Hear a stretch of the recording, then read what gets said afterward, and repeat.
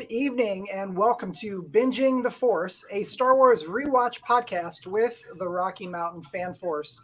Tonight's episode, The Mandalorian Chapter 9, The Marshall.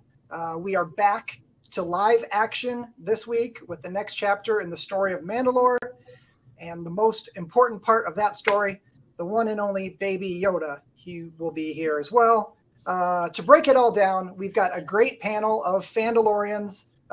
Starting with who's here? We've got Jefferson up top. Howdy. Welcome back, Jefferson. Thank you. Welcome back, Shane, over here in the corner. Shane, who refused to show up when we were doing animated episodes. They're cartoons.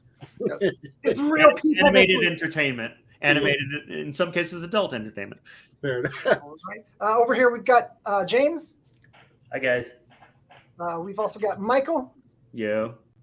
And, we had Jonathan, but it is Baby Yoda. Welcome back, Baby Yoda. Hello, glad to be back. Jonathan here too. Back, you're glad to be, don't you mean?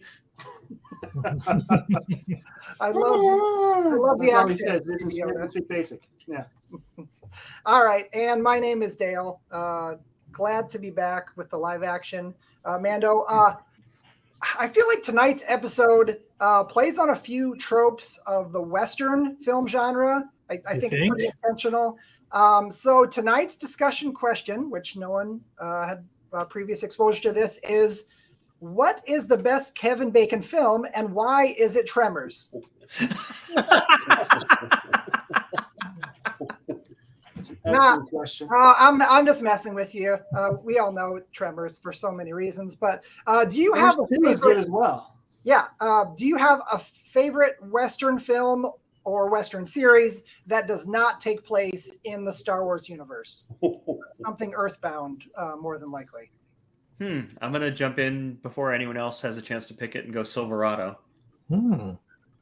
Because it actually, it has a similar sensibility in terms of modernizing the Western, having, especially Kevin Costner and Kevin Kline, both Kevins, their characters in that film definitely are men out of time in terms of their sensibilities, their attitudes, their cowboyness is very much not of a Western. It's very much of a modern vibe, and that's what I liked about it because I'm not a big Western fan. Mm-hmm. I, on the other hand, am a massive Western fan. I love Westerns, so this is a hard question for me. But I will go with The Good, the Bad, and the Ugly. Okay. It's a good one. Which is a fantastic movie by any measure. Mm-hmm. Absolutely. I'd have to go with Tombstone. Man, Val Kilmer in that movie is just great as Doc Holliday. Is one of my favorite performances of his, actually. And I've actually been to Tombstone before, and to the actual OK Corral, so it's pretty cool. Yeah, I've been there too. Cool. Yeah, it was last year. I went to what's it called, the town down in Glenwood Springs. I was out in Glenwood Springs where they had like all the stuff for Doc Holliday and that kind of stuff. So. Nice. Yeah, I think he's meant to have been buried there, but really the rumor is that he's buried halfway up the mountain. Yeah. Because they were carrying his body and they just got tired of dragging his corpse up the mountain, and they just said, you know what, we'll just do it here. Rumors of his burial were greatly exaggerated. Something like that, yeah. Wow. I love Westerns. Actually, my son Everett and I've got him into Westerns. He's really digging on them. I'm a Clint Eastwood fan, so it's kind of hard to pick which Western, but the correct answer Everett and I watched Unforgiven not too long ago. That's still one of my favorites. I like the darker Westerns. That's kind of why I like his. Yeah, the correct answer there is Yep. Yeah, and I'm also going to echo Jefferson, the spaghetti Western. Just the whole, Man with No Name, movies that Clint Eastwood did. Good, Mad, the Ugly, definitely. So, yeah, that was really my introduction to Westerns, trying to, figure out the whole genre. And, I had heard the music first, right? And I'm like, that sounds so awesome. Wait, that was in a movie? So that was really kind of my introduction to that whole genre. And then from that, I'm like, wait a minute. Now I see how this, was the seed for the space Western that is the Star Wars. Mm-hmm. Very cool. All right. Well, I was thinking yours and Jefferson's. I was thinking either Good, the Bad, and the Ugly or Fistful of Dollars, but I'm going to say True Grit, the old John Wayne version, not the newer one. So So the newer one's actually pretty good too. Yeah, it is. Yeah. Jeff Bridges, isn't it? No. Yeah, Jeff Bridges and Jeff Matt Bridges, Damon and, Haley Steinfeld. Josh Brolin. It's got a pretty impressive cast. Yeah. Coen Brothers. Yeah. No one picked Young Guns? Come on. You know, I do like those movies actually, and I've read a lot about Billy the Kid. If you take Young Guns and Young Guns 2 and re-edit them and put the scenes in different order, you have a fairly accurate Billy the Kid. Really? They just got a lot of stuff in the wrong order, and some of the characters are composites. They combined different characters. Interesting. But in deference to the guest star of tonight's episode, I'm going to go with the TV option and say Justified, because Timothy Oliphant, who is featured in the episode tonight, starred in basically a modern Western where he plays a modern marshal, modern crime story and everything, but with him is a cowboy vibe. I think it's having a revival that's coming out. He's in Deadwood. He plays the sheriff in Deadwood as well. Yeah, but that's an actual Western. Justified is a Western set in modern times where he plays an actual Western character, but surrounded by urban crime and stuff like that, and that appeals to me. Yeah. All right. But it's interesting that Timothy Oliphant can play cowboys in the past, present, and the future. A long time ago in a galaxy far away. Exactly. Awesome. I think that is a perfect lead into tonight's episode, titled The Marshal, with Timothy Oliphant as the Marshal, a Star Wars Western. So, ready to roll? Roll. Let's do it.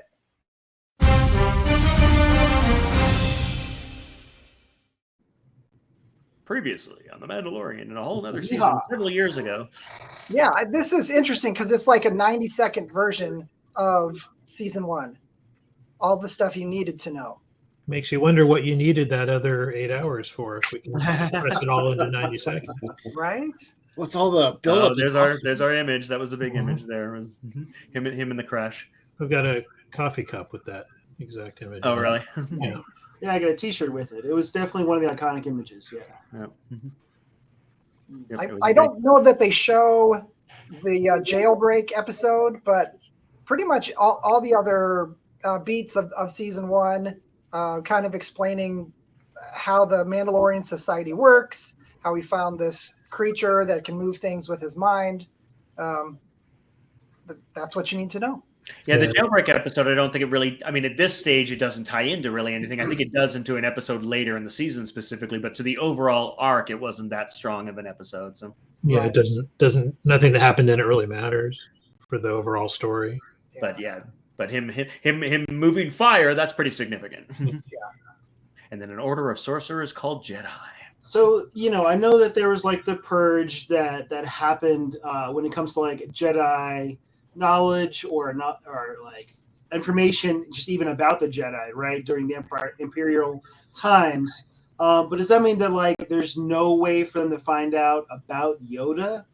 Like nobody ever mentions Yoda in any of this. So is that information just not accessible anymore? Well, I think it's more a suggestion of the fact of how far remote the storyline is here. It's that if you were on Coruscant during the same period of time and you mentioned Jedis or you mentioned names of specific Jedis, people would probably know. But out here in the Outer Rim, it's supposed to really be, out in the Old West. Essentially, it's supposed to be this kind of farther away outside of the Galactic War, outside of the main rush of everything. Yeah. So the suggestion, I guess, is that, over 20, 25 years, people have kind of forgotten about Jedi, that if they even knew that much about it this far out.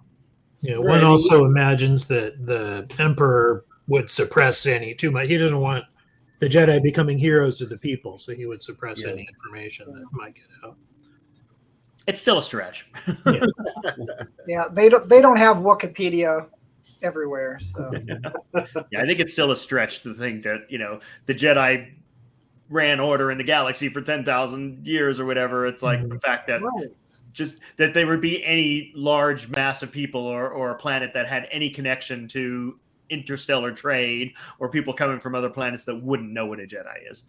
Yeah, I mean, they would know, but it's a whole generation since there were any. Yeah. So people who had firsthand experience with them, there are little to none. Right. Yeah. Plus, there's like barely books in the Star Wars universe. Right, exactly. Yeah. They don't even really watch TV in the Star Wars universe. either. Well, and with that next generation, by the time we see The Force Awakens, it's a myth. It's the legend of Luke Skywalker. Right, but you think of people like Bo-Katan. I mean, not every race lives as long as a human. There'd be races that live longer, like Chewbacca, that would know. Wookiees would know of Jedi. I mean, it'd be very planet specific, I would think, honestly. Yeah, I mean, it seems like he wants to kind of learn a little more, but like, the Mando's not really going to do his in-depth research here. He's just not that kind of character. Yeah, and here we don't know kind of what he's seeking. He's on a mission to get some information. He's got the kid is following him everywhere.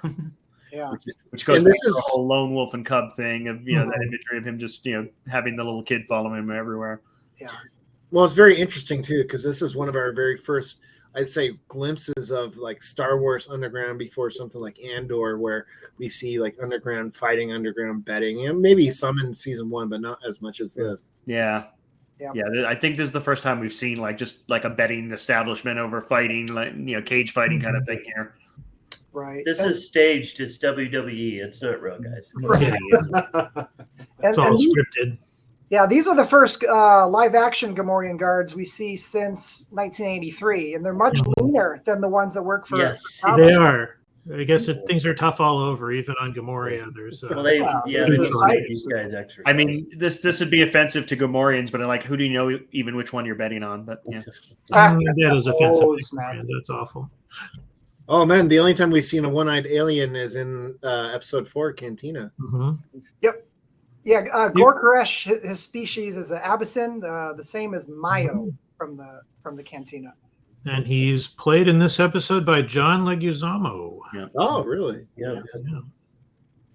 Yeah, in voice, not not the costume. Yeah. I love how they lean into the aliens on this series compared to some of the others. They really give you a ton of more aliens than you see in the films, except for like the Cantina or Jabba's palace. Oh, this does remind me of like Jabba's palace, the Cantina. Things are dark; you can't see all the aliens. Yeah, that helps with the production. You can't see all the seedy underworld. Yeah. Plus, it makes sense for the atmosphere here. Yeah, and of course, this connotation that, like, as now he's walking around in this brand new, shiny, gleaming, Beskar armor that we know is so expensive. The guy's like, well, I know you've got money to pay me because you've got a whole, gleaming brand new Beskar armor. I mean, that's kind of a walking thing. It's like kind of walking around with like a purse of money, Right, or walking around in a gold suit. Yeah. Yeah, but I guess Mandalorian's reputation didn't precede him here. Yeah. Right? Doesn't he know that he's dangerous?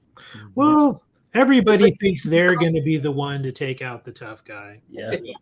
He thinks I am the one who knocks. Mm-hmm. Yeah, but no. It went south real quick for Mando, though, to have all those guns pointed at him.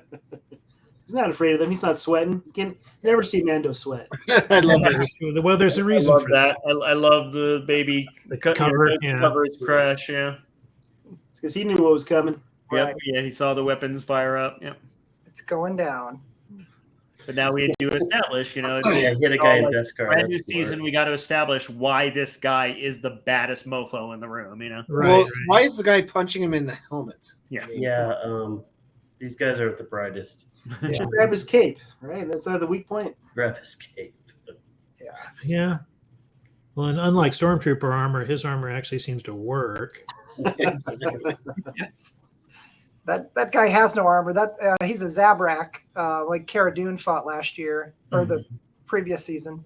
Or Darth Well, Maul. true. I guess that would count as the other kind of paid-for fighting underground kind of thing. Yeah. We could see that last year. I mean, it wasn't as formal with the ring and stuff. It was just basically a paid bar fight. Right. That's true.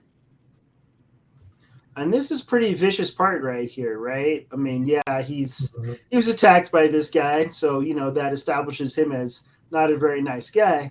But still, like Mando, man, he leaves him hanging, and there's bad news coming for this dude. Yeah, but he doesn't necessarily kill him. He just Well, in a Disney show, yes, this is how you kill somebody, right?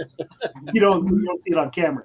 But it showed that he's serious. I mean, he means business. You know, he Right. is a bad hombre. yeah. I think Mando always reverts back to his less nice self, so to speak. I mean, he goes back to the way he used to handle things. Yeah. I like this set piece here with the graffitied walls, like anti-empire. Oh yeah, it's cool. Putting us in the timeline. It's like Sabine showed up and did some artwork. The red eyes. I love the red eyes there. The Mandalorian. Chapter 9, The Marshal. If only we had a scroll that Jonathan could be reading.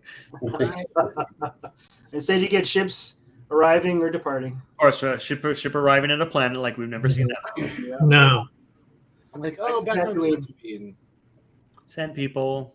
Yeah, one of the things that Gor Koresh mentioned there was I swear it by the Gatra, which there's a droid Gatra that's mentioned in some of the books, but that doesn't really make sense here. We don't see like the Gatra thing paying off until Book of Boba Fett, but I think he's just referring to like his own one-eyed crime family or something like that. You referred to the show that shall not be named. Man, it is sort of awkward seeing the Razor Crest again. Spoilers, but it is awkward. Yeah, well, I don't know about awkward, but just sad. Yeah. Enjoy it while you can. But it is exciting seeing Peli again. Yes. I mean, I'd say it's one of my favorite characters on the show. And they waited a little bit here, but like this is the scene with all the exposition to kind of, bring us up to speed. What You little womp rat. Yay, womp rats. Womp rat reference. And then she also said, thank the Force, which is, I don't know if we've ever heard that said exactly that way before, but that it is just a colloquial thing people would say, thank the Force. We do have that one character in Rogue One, I forget his name, that's very most religious with the Right. Force. Yeah. I mean, he was very specific. She's not someone who's, I don't believe that she's very religious about the Force. For her, it's just a figure of speech, I believe. Right. Sure, it's a thing to say. Yeah. Are you sure she's not too like quirky for the Star Wars universe? She's definitely different than any other character. Usually everybody's pretty serious. She's the closest thing to Jar Jar I think I've seen on screen since Jar Jar. No, personality-wise, I really like this actor. To me, that's only a bad thing if it's not done well. And Yeah. to me, her performance is so good. It's so natural. It's so dead on. Yes, it is quirky. It is different, but it fits. Yeah. And she's playing it off of all droids. It's not like, there's a whole bunch of characters like her. She's got a Gonk droid there and a Treadwell and R5. R5. Got his motivator fixed. Sure. You get the impression that maybe she spends too much time with these droids and no people. Yeah. And that would definitely explain it a little bit, is that, she's not used to dealing with humans that much. Her social she skills has are had up to relationships with Jawas. Yeah, true. Yeah, let's screw anybody up. Yeah, our first look at R5, and we won't spoilers for seasons down the road. But I mean, one of my favorite characters in Star Wars. I mean, even before the comic that kind of explored possible origins of R5. But I mean, to me, he still always represents that figure that we all wanted, that you had to like cut out the proof of purchase from the original figures and send them in order to get R5. Yeah, and this is the first time we've seen R5 since the original Star Wars movie. So it's a fantastic Easter egg callback. But if you're not into Star Wars, you can just be like, oh, okay, droid, come over here and give him a map. You didn't have to know R5's history in order to get who he was. Well, not only not into Star Wars, you may have remembered the scene in the one movie, but if you were a kid in the 70s and remember the original, Kenner toys or whatever, I mean, that was like a special one that you could only get if you sent in, proof of purchases from having bought other figures. Right. So I really like Amando's doing here. Like he's going out to his destination, but he's respecting the lands, he's respecting the sand people, the native Tatooiners, and he's like breaking bread with them over fire. There's your womp rats. he's shoot him, die, Womp like he is respectful in the way that he is talking to him. Like he is very much showing his politician roots right here. You know. Well, and he gives respect to people who he thinks deserve it. Exactly. You know, the guy that gets hung up from the lamppost doesn't deserve it. Yeah. Right. He doesn't get any. So this episode, I've you know, it's been This a while. is so great. The it's guy so cool. riding, the cowboy riding into town. Yeah, it's such a classic Western trope here. Uh-huh. Yeah, It's so- everyone looking straight at the stranger as he rides into town. You know, everyone distrusting, and you know, who is this guy and what kind of trouble is he going to bring? You can kind of picture it, being the Western town of like they all start closing their shutters and Right, exactly. only the saloon doors left open. Yeah, pretty much this exact scene is in the start of Fistful of Dollars. Okay. What were you saying, Shane? Oh no, it just the feel that you get in this episode really reminds me of Book of Boba Fett too, with the Tuscans just there, and then how remote it shows parts of Tatooine. You know, I love how they build up on that there. But. And there's always a bar. Yeah. Yep. Whether The it's a saloon, small town in Tatooine or a small town in Arizona, there's always a bar. That have a saloon. This is some fun gimmick casting here. So we talked earlier about how Timothy Oliphant was in Deadwood. Mhm. The Weequay bartender here is played by W. Earl Brown, who played Dan the bartender in Deadwood in all 3 seasons of Deadwood. Interesting. Yep. Never having watched that, I wouldn't know that. But we should say that Weequay was the childhood friend of Anakin Skywalker in Episode 1. That was the same guy. He's Well, busy it's the same making- character. Yeah. Yeah, it's supposed to be the grown-up version of that character who was one of Anakin's like childhood friends, was one of the other kids of alien races that he palled around with around the pod race time. So I have to admit, when I saw this for the first time, I almost lost my shit. I'd be sorry about Like Boba Fett. Like, wait, Boba Fett is the Marshal? Wait, Yeah. if that's Boba Fett, he's lost a lot of weight. Yeah, And he's lost some armor there too. And he's Yeah, looking a lot and, smaller. That rocket too. Yeah. Yeah. Well, he started slowly digesting over the course of 1,000 years, and Yeah, I guess that would take the he pounds got off. out early. and then he takes the helmet off, and they're like, "Wait a second here." So Cobb Vanth, the character did not debut with this episode. He was actually in the Aftermath books as just like a sheriff on Tatooine, and they reworked it, and now he's a part of the show. Interesting. Nice. And he clearly has the same barber as Captain Pike on Star Trek Discovery. Yeah. Or Star Trek Strange New Worlds, I mean. He's on both. No, I guess that's true. Good. Don't We'll drink check that. the reference of the media here. Now we need an A-team reference as soon as we can.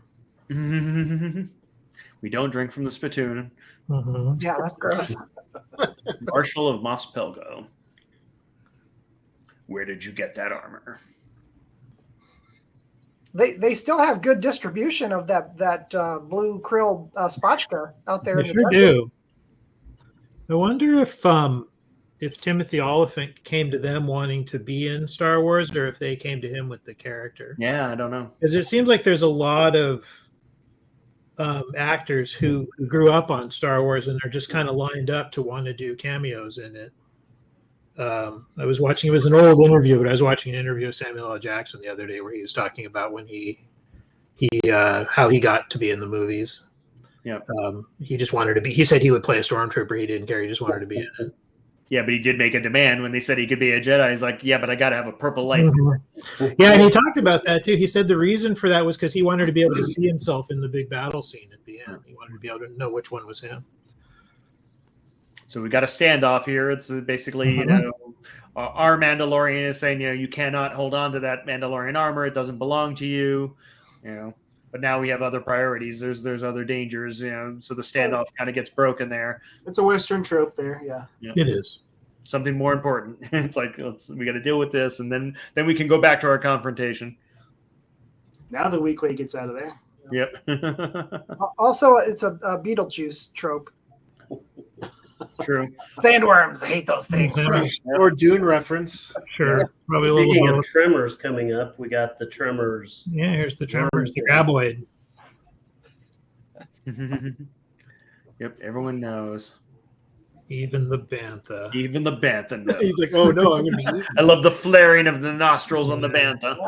Well, maybe the bantha doesn't know actually, because he's sure not cultivating a sense of urgency. Yeah, he should be running into the bar or something, right? Yeah. Right.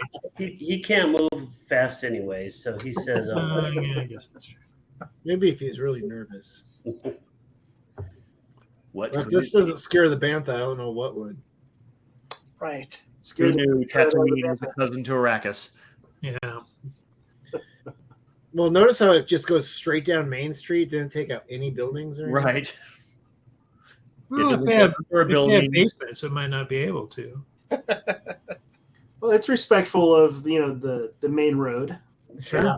If you think of the Lars homestead, a lot of that was underground, so there might Yeah, be some sure. kind of structures.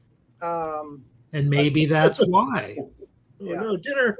Oh, oh, you should have been worried. Bye, bantha. that's what. And there's our special effects budget for this.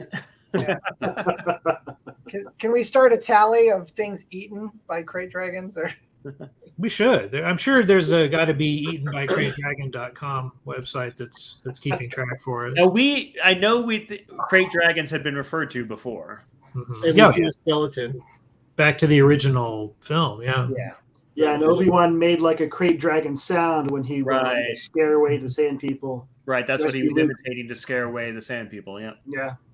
Yeah, I don't think they refer to it by name in that original film, but So I now think we it's have in the like crate the, dragon realized. like the books and everything. Even like Yeah. the kid's book, it, explain that he made a crazy sound. To the Tuscans thought it was that creature. mhm. Yeah, and so the deal is struck here. It's like, help me take out the crate dragon to save the town, and I'll give you the armor back. And I love that you can see on the armor there, just the lights going back and forth. I mean, just because it's even accurate back to Return of the Jedi and Empire Strikes Back. Mhm.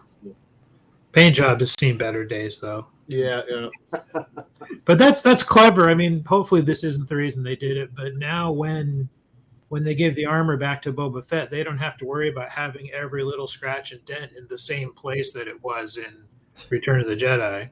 Because Yeah, people will check. They will. right. I like how when they're both riding their speeders, Cobb's like, "Hey, mine's bigger than yours." Well, his Hobbs was, is it's half pod of racer. Anakin's pod racer. yeah. Almost looks like Anakin's engine. Yeah. Talking about the aftermath of the Death Star blowing up. Yeah. Oh, cool. I love this. Seeing the original trilogy from another angle. Yeah. That's awesome. Yeah, from the perspective of other people finding out about it and what the end of the war, what the end of the Empire meant to people out here on the outer skirts, on the outer rim. Yeah, well, and this sounds a little strange, but Star Wars is such a huge setting that I think they do need to remind us from time to time that all of these different stories actually do happen, kind of parallel to each other. Well, and that nature abhors a vacuum. That as soon as there was that vacuum of power of the Empire defeated, Mhm. the mining conglomerate or whatever moved in. So basically, the railroad barons, moved in. The gangsters come in and take Yep. over. Exactly. And it literally was the same night, the night that they announced, showed the Death Star destruction and the Emperor dead and the Empire basically defeated, and like all of a sudden, crime moves in. Sure. Well, Makes yeah, I'm you- sure they were waiting. Well, it makes you wonder what the timeline is between them seeing that and the actual Death Star explosion. Was the next day, or Yeah. how is time relative? It's sort of interesting. Yeah, I mean, it could have taken a while for that to spread across. Yeah. He's got one of those ice cream makers that are so popular in the Star Yep. Wars universe. Yep, we do see those all the time. Anytime someone's carrying valuables, basically, that's what they transport it in. It's a great retroactive thing because there's a guy in the background in Cloud City in Empire Strikes Back who's actually carrying an actual ice cream maker, and at least on this series they said, okay, let's figure out why that guy was doing it. Yeah, and the desert is a terrible place to bring ice cream. Just not Yeah. Opens it up and it just flows out. Needed more salt. And the Jaros are like, we want this. What can we sell you for it? Or just take it. Rock candy. Yep, they were willing to trade. And another astromech unit. So does he speak Jawa? Just kind of like body language is enough? It seems like everybody, I mean, people always understand what R2-D2 is saying. Mostly, yeah. So, yeah. C-3PO's job seems really redundant because hardly anybody needs anything translated. And yeah, so the armor was just sitting there in a cubby in the sandcrawler, yeah. And a Marshall was born. They clearly don't have eBay on Tatooine. No, they have Jawa Bay. It's pretty good for an origin story. Yeah. Now, I can't tell because we're watching it without the sound, but can anybody remember, like, I know that in this and also in the original movies, they give, every time Boba Fett walks around, they have spur jingles. Yeah, I'm pretty sure that. Did he get that in this scene? Does anybody remember? I'm pretty sure it is because it's just with the armor hanging together. I think it's. Is it because when we heard the Spurs last time was the unnamed person, the unseen person in season 1, so I would think that that's still attached to that person, not the armor, and not the person wearing it currently. Yeah, I don't think they use it for Cobb. The Marshall. Yeah, I don't think it would be attached to Cobb because I think it's still reserved for that other character. I'm trying not to spoil, but we all know it's Boba Fett. But we do see a pretty sweet rocket firing Boba Fett here. There we go. I know. First time we've seen that ever. Right.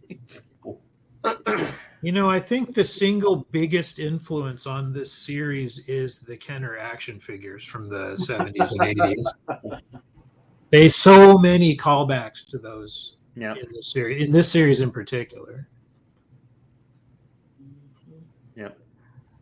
I think when John Favreau's, I think, 6 years older than me, maybe. So, So considering the Spurs jangle when you go in the bar, I think you hear that wah wah wah.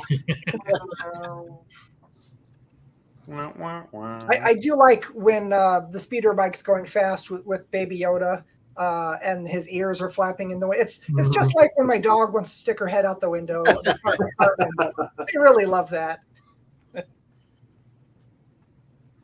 Yeah, Baby Yoda doesn't get much in this episode, right? I mean, he's hanging around, but he gets a little short shrift here at the beginning. I mean, considering the massive popularity and the demand for Baby Yoda after season 1, right? Like, people are going to want Baby Yoda action as much as they can, as quick as they can. They still get the cute Baby Yoda moments here and there, but it's definitely not featured in the episode.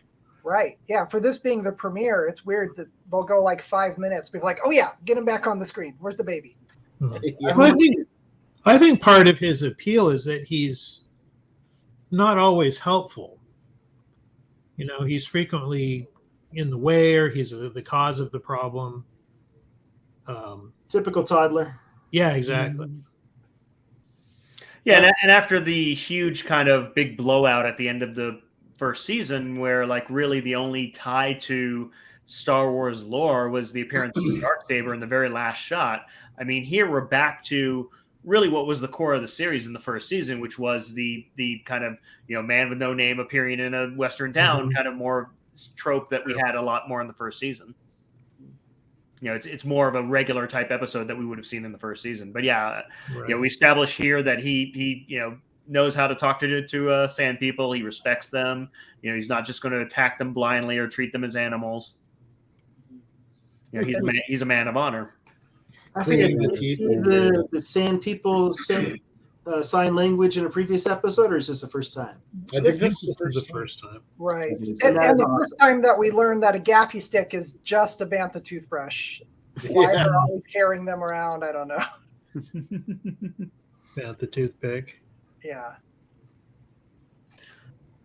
Yeah, I do like that the people that are writing these Star Wars series, even though they know Baby Yoda has these powers that we got to see at the end of season 1, it's the same with writers for Rebels and Clone Wars. It's like these Jedi should be near invincible, but that's not really great storytelling if they can just overpower everyone. So keeping Baby Yoda's powers at bay makes for a much better story with the other characters.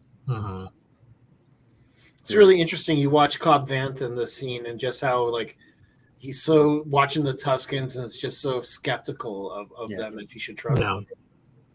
And that seems to be the prevailing opinion on the planet. That, I mean, people in Tatooine fear the Sand People and just kind of don't. They treat them essentially as like invading animals more so than someone that they can negotiate with and form treaties with and actually like coexist with. Well, it's like on the Western trope, right? Like the Native Americans and the people coming in and invading the land. It's the same thing. They're not treated as human. Yep. Right. Yeah, from what we saw in Attack of the Clones and in A New Hope, there's no civility. These are wild natives. They're not going to be getting along with the townsfolk. Right. And but now we get a new layer, a new peel of the onion here to show that they have a society. They are people who are they communicate and you can negotiate with them. You can make deals with them. I mean, they just needed to be treated that way. Right. Yeah, respect, equality, understanding. Yeah. And Mando gets that, and so Cobb Vanth represents that kind of lack of respect, of a people, and that kind of white supremacy perspective. I'm just going to come in here. I'm going to set up shop, and why are you attacking me? So. Yeah, it really is a good learning experience. Yeah, in this case, human supremacy, that it's just the humans on Tatooine don't, never gave them that opportunity and basically feared them and distrusted them and everything. And it took him, an outsider, to come here and say, look, they're just another species living on this planet. They're worthy of respect and dealing with them. They something I've kind of noticed in my mission here. Something I've kind of noticed is the more modern Star Wars, they're doing this gray area. They're not making, stormtroopers not have a face and, like the old stuff where basically it was good and evil. And it was very clear. There's a lot more gray area now, that your enemy could be, could be a person. Yourself. Right? More nuanced storytelling, more nuanced characters. It's one brave Tusken Raider to go do that. Yeah. Well, and bringing the bantha basically as bait. Yeah. Some expensive bait. Yeah. Did Lenny draw the short straw here? Or? I guess he did. At one point, don't they say that the Crate Dragon took over the spot because the Sarlacc died? Is this a Sarlacc from Return of the Jedi or another one, you think? I mean, I think it's leading us to that. I think it's kind of building in pieces to figure out that puzzle there to where we're going with it, to the idea that Sarlacc is now gone, and in its wake, this other creature is kind of taking root there. So why did the Crate Dragon go for the native Tatooiner there instead of the bantha? It seems like the bantha would be a better snack. He already ate a bantha today, Jonathan. Yeah, he did.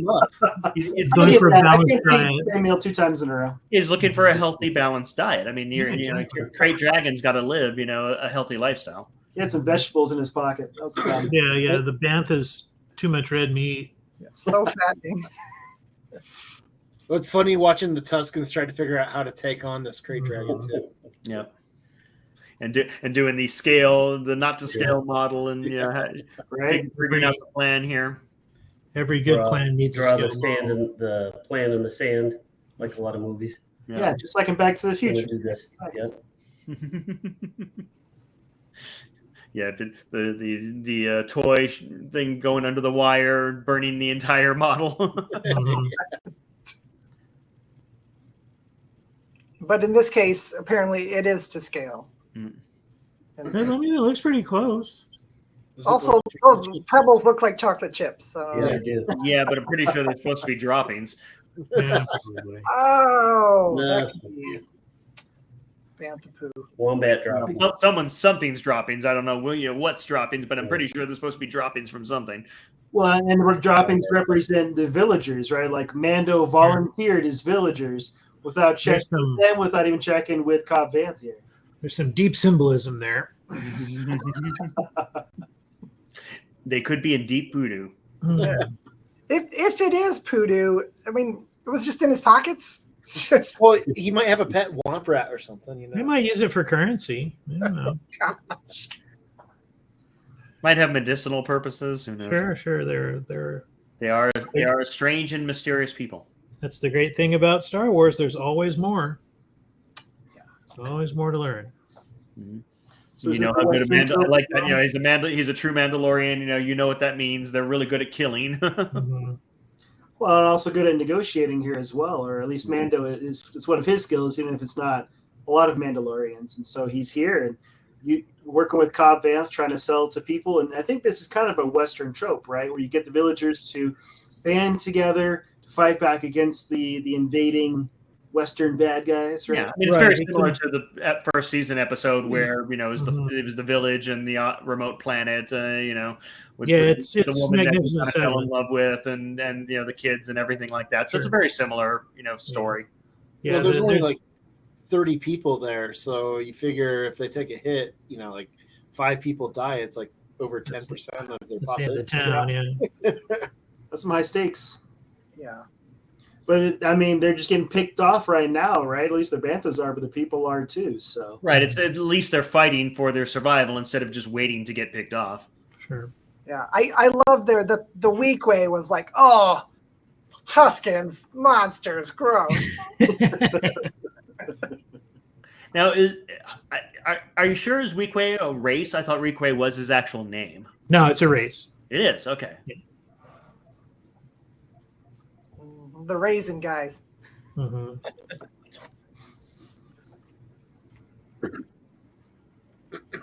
You'll get the villagers to help. Good deal. Mhm. It seems like a pretty fair deal. It just takes them a minute to kind of realize that. but like Mando is good at inspirational speeches, right? So he's good at presenting facts, but big picture as well, right? So he's good at being able to sell an idea and a concept, and be maybe not rah, but like being able to get people to band together to fight for something. Like, hey, we can do This this. now, and you see it in future seasons. And part of what he was selling there was selling them the idea of actually working with the Sand People. Was he had to basically say to them, it's like, as long as we give them the body, that they get the carcass and they get to do, what they need to have that and basically use it to feed their people and probably use other materials from it. That, as long as you let them have it, their deal is after this is over, they will never raise a weapon against you. They will leave you alone. You can live in peace with them. And they had to believe that was possible. It showed his skill set there that he had to sell them on it. That was kind of the big thing, is that, like you said, there's only 30 of them. The only way this is going to work is if they actually join together with the Sand People. And this is huge for them. And it's not easy. It's going to be bumps in the road when you're trying to meld two cultures together and have them work towards a common goal. I mean, you see it on their faces. You see the sheer terror of and it is that trope of the small Western town and the Native Americans. And it's like, can they work together against a common enemy? I don't know that there's any really good examples of that actually happening in American history. I like your comment earlier about how this series is based on kids playing with their action figures, because it's absolutely I've got a bunch of Tusken Raiders, I've got a bunch of Rebel troopers. Okay, those guys are going to work together today because those. Sure. Yeah, that's always been kind of my thought, is that this series, The Mandalorian, is 2 kids playing in the sandbox with their Star Wars figures. Yeah. Book of Boba Fett is week what it's happens unconventional. just the Book of Boba Fett is what happens when Mom makes them play with little brother too. Oh, I love Book of Boba. Yeah, maybe we'll get there. We'll see. I don't know. And you will notice the Banthas are traveling in a single file. Of course. Yeah. To hide their numbers from the Krayt Dragon. Yeah. That's right. Yeah, that Krayt Dragon though, It can eat all the to sense things in the sky. That's pretty impressive. I don't know how to explain that, but okay. I mean, I think that this would just be, this is their policy, that they by their training, they're always going to go in a single file, no matter who they're thinking might be tracking them. That's just now what they do. Yeah. It's probably been trained since birth to do. So does the Krayt Dragon have eyes, nose, ears? Is it like a thinking animal, or is it more like a brute? I don't even know the right word, but like a non-thinking animal. What's the kind of level of threat? I think it's more like an alligator or like a T-Rex or something. You know what I mean? Just You almost went Shakespeare there. Does a Krayt Dragon not have eyes? Does a Krayt Dragon not have a soul? I feel like its main advantage is that it's huge. that we've seen so far. I mean, he still has a lot of things to bring to the table. We haven't seen it this far in the episode. It is the biggest MacGuffin we've seen so far. It's true.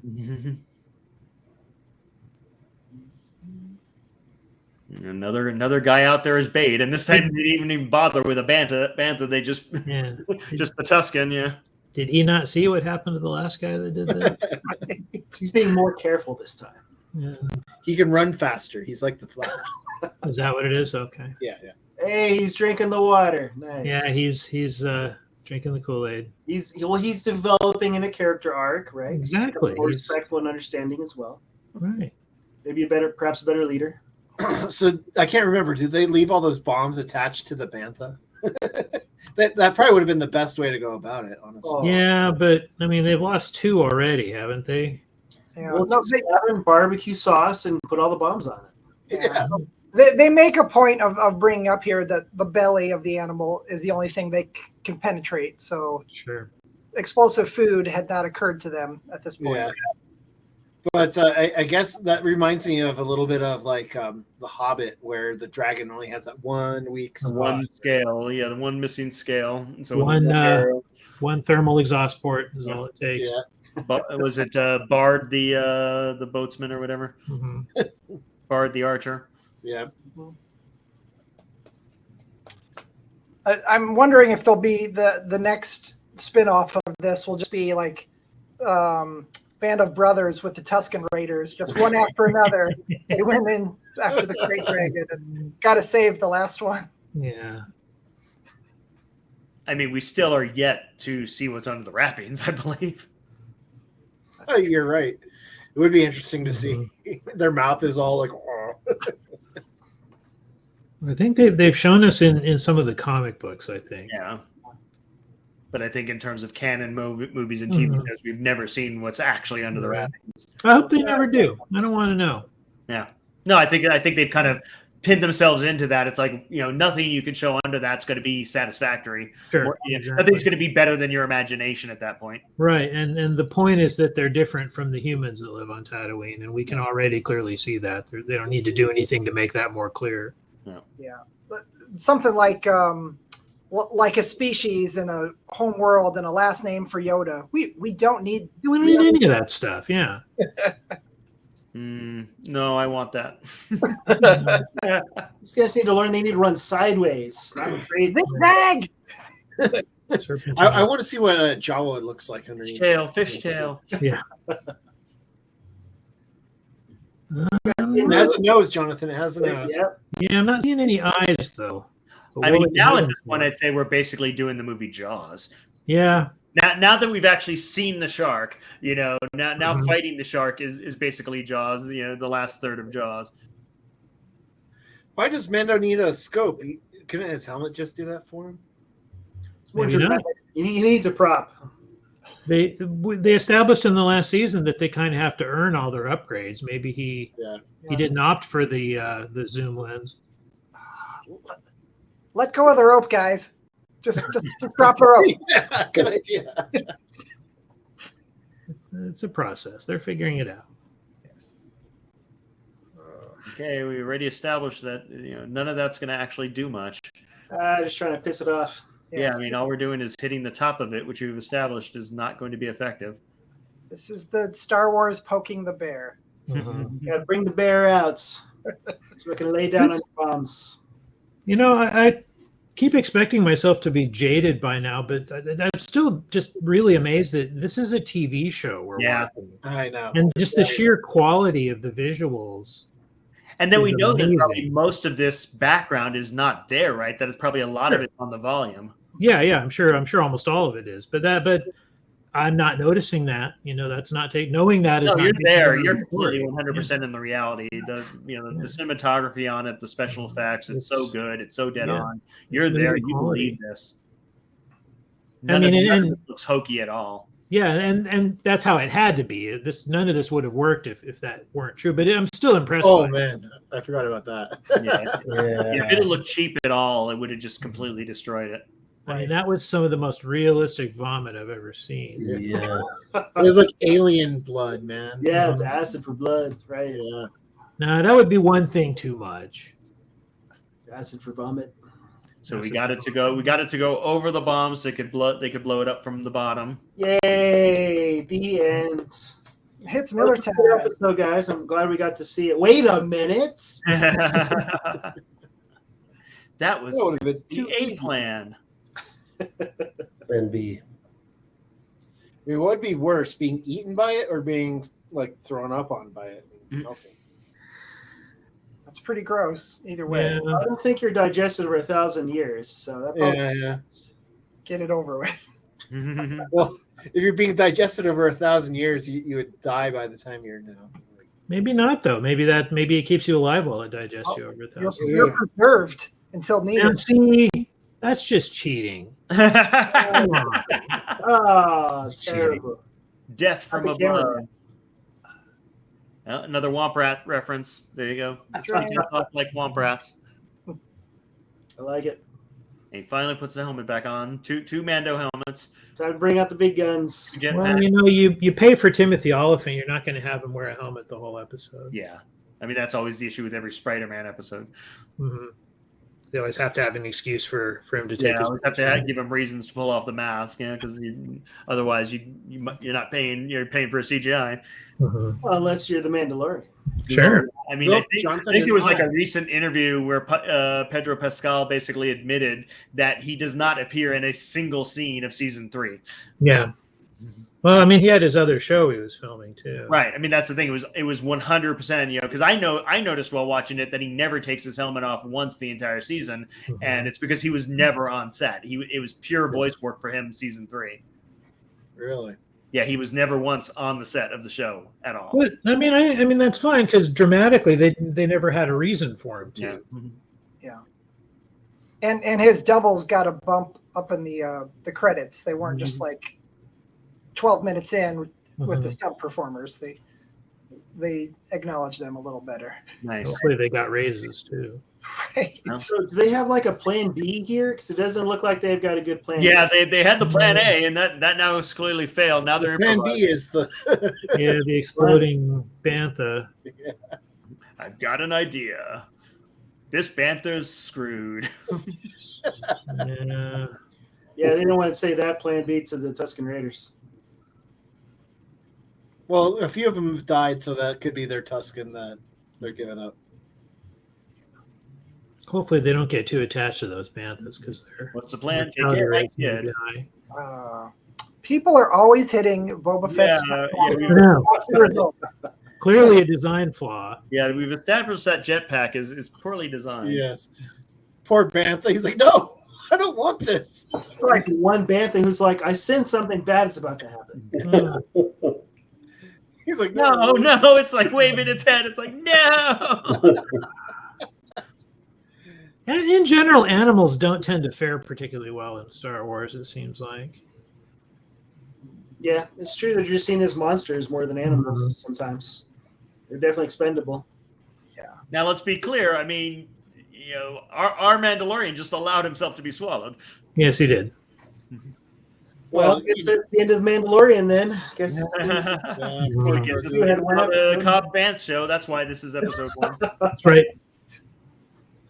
they should stop here and do like new credits. The Marshall. I would watch that show. It would be, I think, the third time he's played a Marshal as a headliner on a television series. Yeah, like I said, Justified is coming back. They're doing a reboot soon. Or not a reboot, but a continuation. A continuation, yeah. It starts next month. Yeah. I'm very excited. some indigestion. I think it was into Bantha. The Bantha's like, what are you doing? You're not staying here with me.